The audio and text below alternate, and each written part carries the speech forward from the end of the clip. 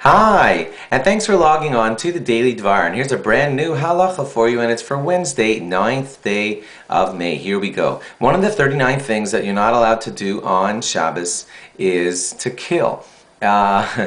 That's not as funny as it sounds because it applies to animals too, so it does get serious. Like, for example, when they built the Mishkan, what they used to have to do was to take the skins of animals. They had to shech them first. That means kill them in the proper ritual slaughter way for kosher animals, and then take the hides and use them in the things like curtains and coverings, etc. So killing animals was one of the necessary steps in building the Mishkan. Please remember always that it's the building of the Mishkan that helps us find the 39 categories, not the actual shechita that was done in the ongoing processes of the service in the Beis HaMikdash or in the Mishkan, in the temple, but it was in the ones that created the temple.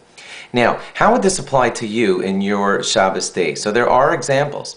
For example, if a animal is bothering you, a mosquito, and you just feel like smacking it on your arm to kill it, that's something that you are not allowed to do on Shabbos. Another example would be if you were to want to put poison out where some animals had been bothering you, and you want to put that poison out on Shabbos, that too would be not allowed. That would be considered a form of killing. It would only be rabbinically prohibited because you're not actively putting the knife to the animal, but putting out that poison so that the animal could get to it on Shabbos, that would not be allowed. If you put that out during the middle of the week, there's some traps set in your house from long before Shabbos, that's not your problem.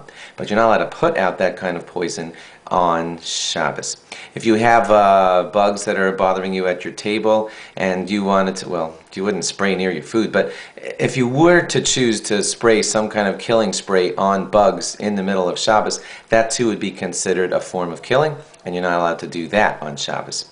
If you were to cause bleeding in any way, by picking at a cut or anything like that, that's something that's also rabbinically prohibited on Shabbos. Make sure not to be picking at any, sometimes it could even be biblically prohibited depending on the nature of what you're doing exactly, but basically drawing blood in any way purposefully, if it's on purpose, that's not allowed to be done on Shabbos.